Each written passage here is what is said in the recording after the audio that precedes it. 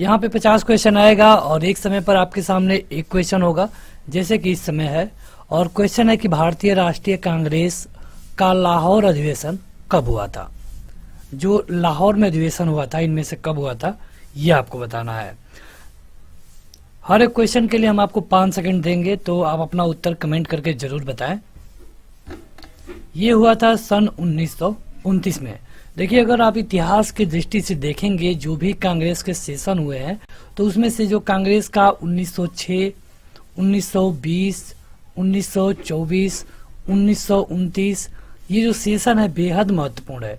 वैसे तो ये सेशन हर साल होता था, जब से कांग्रेस बनी 1885 से, तब से ये सेशन होते रह गया जब तक भारत आजाद नहीं हुआ। तो यहाँ पे फिर भी जो इतने सेशन है ये बेहद महत्वपूर्ण है। क्यों महत्वपूर्ण है? क्योंकि 1906 की बात करें तो यहाँ पे बंगाल विभाजन हुआ था तुरंत का। 1905 का बंगाल विभाजन हुआ था। यहाँ पे असहयोग आंदोलन शुरू किया गया जिसमें चौरी चौरा कांड हुआ। 1924 इसलिए पूछा जाता है क्योंकि जो महात्मा गांधी थे एक बार इसके चेयरमैन चुने गए थे, केवल एक बार। कहाँ पर? तो बेलगांव में। तो ये भी पूछा गया है कि कहाँ पर अध्यक्ष चुने गए, तो महात्मा गांधी राष्ट्रीय कांग्रेस के एक बार अध्यक्ष चुने गए थे बेलगांव अधिवेशन में 1924 में। और इस क्वेश्चन का जो सही उत्तर है 1929। ये तो बेहद महत्वपूर्ण है क्योंकि 1929 में पहली बार भारतीय राष्ट्रीय कांग्रेस ने पूर्ण स्वराज की मांग की। पूर्ण स्वराज यानी कि उस समय इसको अपना राज कहा जाता था। यहाँ पे जो अध्यक्ष बनाए गए उनका नाम था पंडित जवाहरलाल नेहरू। ये भी पूछा जाता है कि जब 1929 का लाहौर अधिवेशन हुआ तो उस समय अध्यक्ष कौन थे, और उस समय जो घोषणाएं की गई, जो मांग की गई सरकार से, अंग्रेजी सरकार से, वो भी कई बार पूछा गया है। तो यहाँ पे जो मांग ये थी कि आगे मतलब कि अगले साल से वहाँ पे गोलमेज सम्मेलन होने वाला था, जो कि 1929, 30 और 31 में हुआ, 3 हुआ। तो यहाँ पे ये कहा गया कि सबसे पहले हम गोलमेज सम्मेलन का बहिष्कार करेंगे, पूर्ण स्वराज को अपना मुख्य लक्ष्य घोषित किया, और इसके अलावा उन्होंने करों का भुगतान नहीं करने का वादा किया। और इसके अलावा ये भी कहा गया कि जो भी कांग्रेस के सदस्य होंगे किसी भी अंग्रेजी गतिविधि में भाग नहीं लेंगे। और यहीं पे ये कहा गया कि अगले साल 26 जनवरी 1930 को स्वतंत्रता दिवस मनाया जाएगा, और इसीलिए हम 26 जनवरी 1950 को जाकर के पूरी तरह से स्वतंत्रता दिवस मनाना शुरू कर दिए। तो ये 26 जनवरी यहीं से लिया गया है, जिसका बहुत गहरा संबंध है 1929 से। अगला है कि बंगाल का एकीकरण किस सन में हुआ। जैसे बंगाल विभाजन कर दिया गया था 1905 में, किसके द्वारा किया गया? तो लॉर्ड कर्जन के द्वारा। लॉर्ड कर्जन के द्वारा। कर्जन का ये मानना था कि बांटो और राज करो, बांटो और राज करो। पूछा जाता है कि बांटो और राज करो की टैगलाइन किसकी थी, तो ये था लॉर्ड कर्जन का। लेकिन जब इसका विरोध हुआ, स्वदेशी आंदोलन इसी के विरोध में चलाया गया था, तो जब इसका विरोध हुआ तो इसे एकीकरण मतलब कि समाप्त कर दिया गया 1912 में। और 1912 से पहले कोलकाता राजधानी हुआ करती थी, जिसको अब बदल के कर दिया गया न्यू दिल्ली। अगला है कि स्वराज मेरा जन्म सिद्ध अधिकार है, यह उद्घोष किसका था। आपके सामने 4 विकल्प हैं। जितना जल्दी हो सके आप अपना उत्तर कमेंट करके दीजिए ताकि हम वीडियो में आगे बढ़ें। ये थे बाल गंगाधर तिलक। बाल गंगाधर तिलक ने कहा था कि स्वराज मेरा जन्म सिद्ध अधिकार है। अगला है कि मोहम्मद बिन कासिम द्वारा सिंध की विजय कब हुई।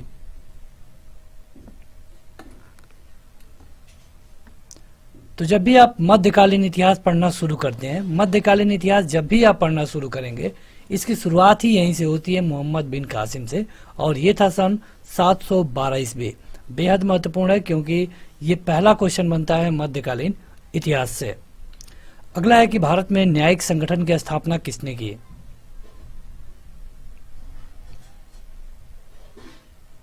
ये किया गया था लॉर्ड कॉर्नवालिस के द्वारा। अगला है कि कुषाण शासक कनिष्क का राज्याभिषेक किस सन में हुआ।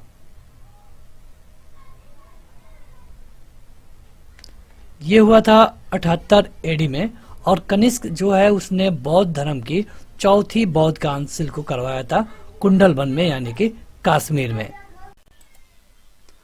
तो अगला क्वेश्चन है कि महमूद गजनवी का दरबारी इतिहासकार कौन था। मतलब कि जो भी उस समय के राजा हुआ करते थे उनके दरबार में एक एक इतिहासकार हुआ करते थे, एक या फिर दो। तो इसमें से आपको बताना है कि महमूद गजनवी के दरबार में कौन रहता था। ये था उतबी, उल्बी या उतबी, कहीं कहीं आपको ये मिलता है। अगला है कि सवाई राजा जय सिंह द्वारा प्रथम वैधशाला जंतर मंतर कहाँ स्थापित की गई। आपके ऑप्शन है जयपुर, उज्जैन, अयोध्या और दिल्ली। यह है राजस्थान की राजधानी जयपुर, जिसको हम पिंक सिटी के नाम से भी जानते हैं। अगला है कि अष्टप्रधान मंत्री परिषद किसके काल में थी। जैसे जो राजा थे अलग अलग इनका सिस्टम था अपना मंत्रिमंडल का, तो एक राजा का जो सिस्टम था ये था अष्टप्रधान। उसमें 8 लोग होते थे जो कि एक कैबिनेट की तरह काम करता था। तो ये किसके टाइम पीरियड पे था ये आपको बताना है। शिवाजी कृष्णदेव राय, पेशवा बालाजी, बाजीराव और अकबर। ये था शिवाजी के टाइम पीरियड पे। अगला है कि चालुक्यों की राजधानी कहाँ थी। आपके ऑप्शन है वातापी, श्रीवस्ती, कांचीपुरम, कन्नौज। ये थी इनकी राजधानी वातापी। आगे बढ़े तो अगला है कि चालुक्य वंश का सबसे महान शासक कौन था। अभी आपने देखा चालुक्य के बारे में राजधानी पूछा गया था जो था वातापी। इसमें से आपको बताना है कि कौन है जो कि चालुक्य वंश का है। विक्रमादित्य नहीं है, मंगलेश नहीं है, ये था पुलकेशिन द्वितीय। अगला है कि सांची का स्तूप किस शासक ने बनवाया। बौद्ध धर्म के लिए जाना जाता है सांची का स्तूप। इसमें से अगर आपको ये पता हो कि बौद्ध धर्म का एक समर्थक कौन है, हालांकि इसमें से 2 लोग हैं जो बौद्ध धर्म के समर्थक हैं, लेकिन सांची का स्तूप बनवाया गया था अशोक के द्वारा। अशोक किस वंश से है, क्या आप बता पाएंगे? अगर हाँ तो कमेंट करके बताइएगा। अशोक किस वंश से है ये आपको हमें कमेंट करके बताना है। अगला है कि होम रूल लीग आंदोलन सबसे पहले किसने शुरू किया। देखिए होम रूल लीग आंदोलन 1916-17 के आसपास चालू हुआ और इसमें जो गरम दल नरम दल अलग अलग हो चुका था, मुस्लिम लीग भी, उसको एक करने का काम किया और ये शुरू किया गया था एनी बेसेंट के द्वारा। अगला है कि भारतीय राष्ट्रीय कांग्रेस की स्थापना किसके द्वारा की गई। एक यूरोपियन थे जो कि रिटायर अधिकारी भी था, तो आपको बताना है कि उनका नाम क्या था। यह 1885 में किया गया था भारतीय राष्ट्रीय कांग्रेस का A.O. ह्यूम के द्वारा। अगला है कि दादा भाई नौरोजी किस नाम से जाने जाते हैं। आपके विकल्प है पंजाब केसरी, गुजरात रत्न, गुरुदेव, grand old man of India. तो देखिए दादा भाई नौरोजी की अगर हम बात करें तो इनको हम कहते हैं grand old man of India. अगला क्वेश्चन है कि करो या मरो ये नारा किसके द्वारा दिया गया। तिलक, जवाहरलाल नेहरू, भगत सिंह या फिर महात्मा गांधी। देखिए वैसे तो देखा जाए तो गांधी जी अहिंसा के पुजारी थे, मतलब उनको हिंसा पसंद नहीं थी। लेकिन अगर आप इसको देखेंगे करो या फिर मरो तो इसमें हिंसा दिखता है। फिर भी ये कहा गया था महात्मा गांधी के द्वारा भारत छोड़ो आंदोलन के तहत, जो कि भारत छोड़ो आंदोलन शुरू हुआ था 9 अगस्त 1942 को। अगला है कि भारतीय राष्ट्रीय कांग्रेस का प्रथम विभाजन कब हुआ। तो पहला विभाजन हुआ बंगाल विभाजन के बाद। बंगाल विभाजन के बाद जब स्वदेशी आंदोलन अपने चरम पे था तो उसी समय भारतीय राष्ट्रीय कांग्रेस 2 भागों में बट गई, जिसमें से पहला था नरम दल और दूसरा था गरम दल। ये हुआ था सूरत में, जो कि कई बार पूछा गया है कि कहाँ पे बंटवारा हुआ। सूरत में हुआ 1907 में। फिर ये लोग कहाँ मिले तो 1916 में मिले, लखनऊ में। अगला क्वेश्चन है कि कुतुबुद्दीन ऐबक की राजधानी कहाँ थी। कुतुबुद्दीन ऐबक जो कि एक गुलाम वंश का पहला शासक है, जो कि राज किया था 1206 से लेकर के 1210 तक। तो ये इसकी राजधानी थी लाहौर। इसके बाद कौन आता है तो इल्तुतमिश। इल्तुतमिश का टाइम पीरियड है 1210 से लेकर के, हालांकि बीच में एक शासक आया था लेकिन वो 2-3 महीने ही रहा, तो उससे क्वेश्चन नहीं पूछे जाते हैं। ये रहा इल्तुतमिश 1236 तक। इक्तेदारी सिस्टम, इसके लिए कई क्वेश्चन पूछा जाता है। इसके बाद रही रजिया सुल्तान जो कि 1236 से 1240 तक। इसके बाद कई लोग 1-2 साल तक रहे और बाद में इसी में बलबंद भी था। अगला है कि जय हिंद किसका नारा था। जय हिंद ये नारा था सुभाष चंद्र बोस का।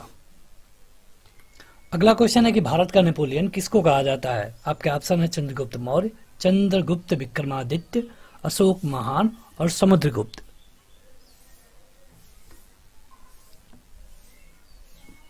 भारत का नेपोलियन कहा जाता है समुद्रगुप्त को, और कारण यह है क्योंकि कहा जाता है कि समुद्रगुप्त एक महान शासक था। कहा जाता है कि समुद्रगुप्त के जो घोड़े थे तीनों समुद्रों के पानी पिए थे। तीनों कहने का क्या मतलब है कि जो इधर समुद्र है, ये इसके पहले जो राजा हुआ करते थे उनका जो एरिया था केवल दिल्ली तक ही सीमित था, लेकिन जब समुद्रगुप्त आया तो इसने अपना एरिया बढ़ाया। अगला है कि यदि किसी कारणवश प्रेसिडेंट और वाइस प्रेसिडेंट दोनों का पद खाली रहता है तो प्रेसिडेंट के कार्यों को कौन संपादित करता है? तो ये किया जाता है सीजीआई के द्वारा। सीजीआई मतलब कि chief justice of India, supreme court के मुख्य न्यायाधीश के द्वारा ये किया जाता है। और अगर बाय द वे अगर सीजीआई भी कोई ना हो तब क्या होगा?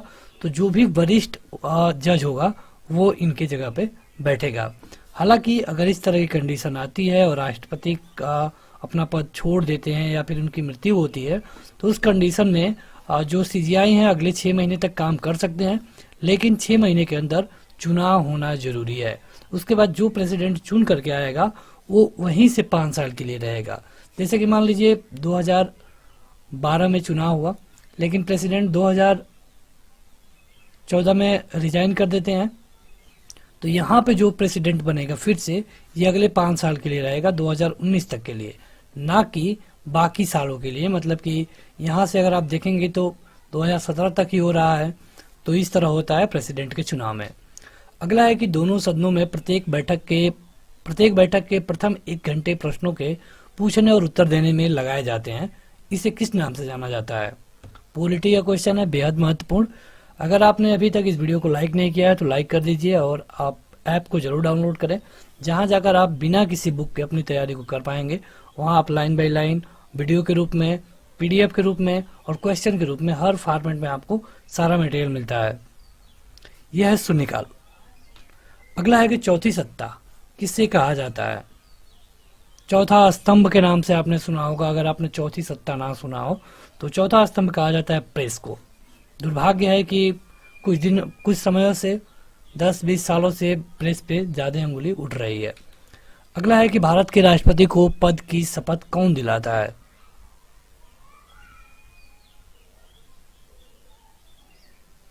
ये दिया जाता है सीजीआई के द्वारा, भारत के मुख्य न्यायाधीश के द्वारा। और ये अपना रिजाइन किसको देंगे? इनको त्याग पत्र 2 मुख्य न्यायाधीश दिला दिए, लेकिन ये अगर इस्तीफा देना चाहें तो किसको लिखेंगे लेटर? ये लिखेंगे हमेशा वाइस प्रेसिडेंट को।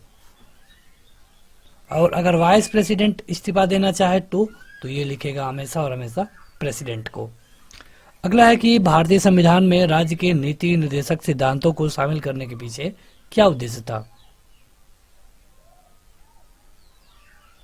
तो जो राज्य का नीति निर्देशक तत्व आप देख रहे हैं, जो कि भाग 4 में है, संविधान के भाग 4 में है, तो यहाँ पे पावर दिया जाता है राज्य को, यानी कि कल्याणकारी राज्य की स्थापना के लिए नीति निर्देशक तत्वों को रखा गया है। अगला है कितने दिनों तक यदि लोकसभा का कोई सदस्य बिना सदन की अनुमति के सदन की बैठकों से अनुपस्थित रहता है तो वो अयोग्य ठहराया जाएगा? कोई भी सदस्य, चाहे वो निर्वाचित हो, मनोनीत हो, इससे कोई फर्क नहीं पड़ता। तो अगर बिना परमिशन के 60 दिनों तक लगातार गायब रहते हैं तो उनको अयोग्य ठहराया जा सकता है। हालांकि ये कोई रूल नहीं है कि मतलब अगर वो 60 दिन तक गायब रहे तो 61वें दिन उनको अयोग्य ठहरा दिया जाए। ये पूरी तरह डिपेंड करेगा स्पीकर के माइंड पे। अगला है कि निम्नलिखित में से कहाँ विधानसभा नहीं है?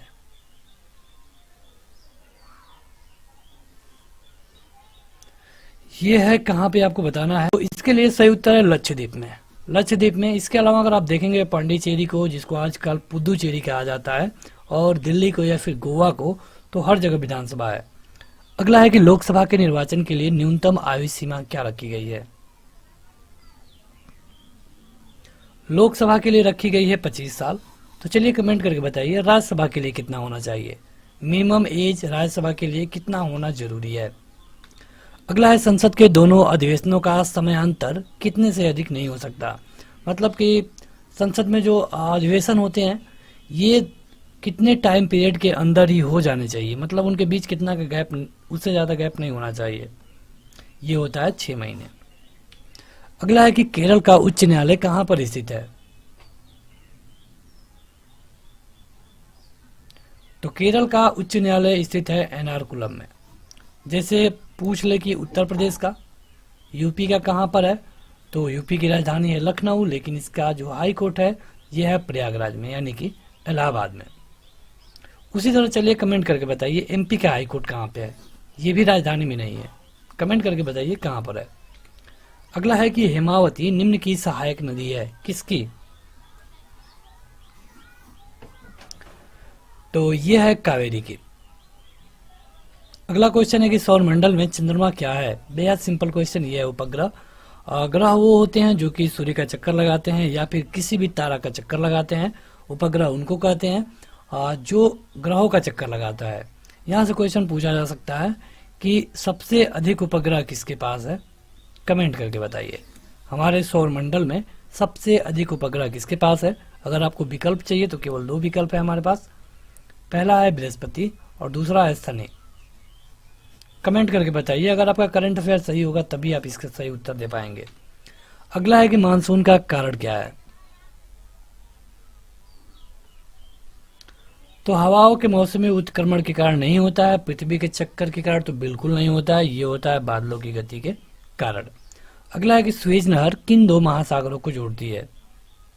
ये क्वेश्चन बहुत बार पूछा गया है। यह है लाल सागर और भूमध्य सागर।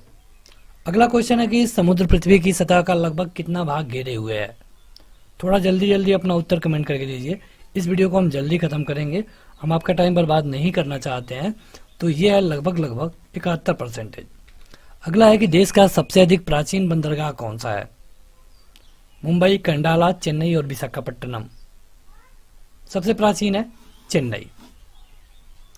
अगला है कि पृथ्वी का ध्रुवीय व्यास उसके विषुवतीय व्यास से कितना कम है।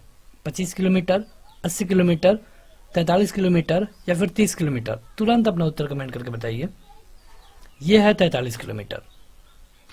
अगला है कि सबसे लवणीय सागर कौन है। आपके विकल्प है मृत सागर, लाल सागर, भूमध्य सागर या फिर अरब सागर।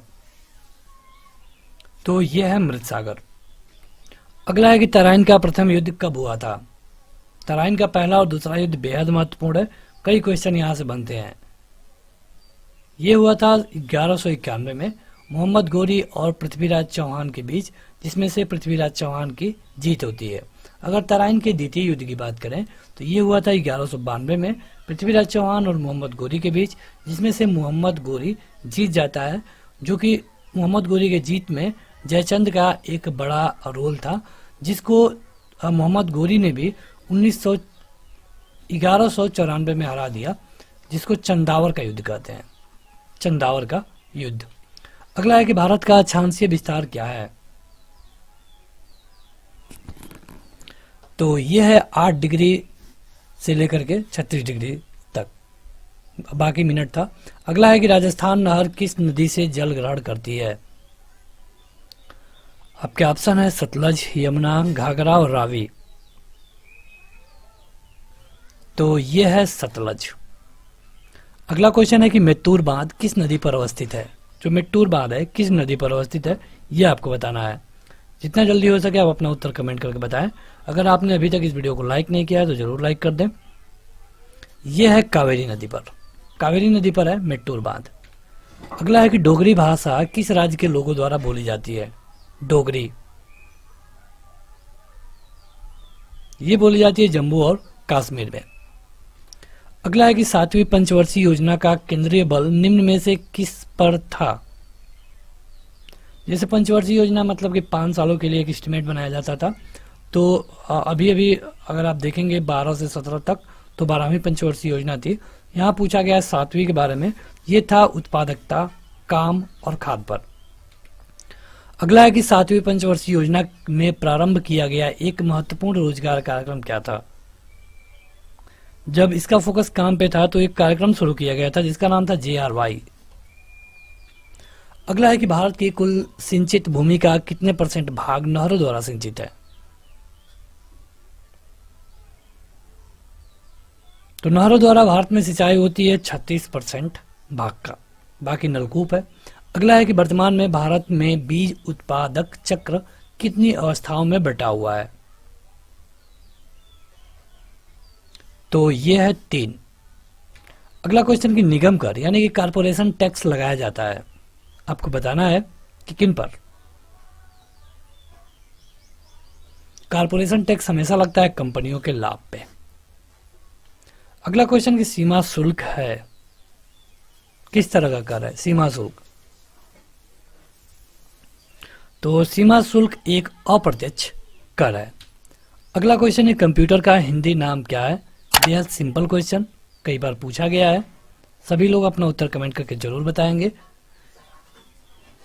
यह है संगणक।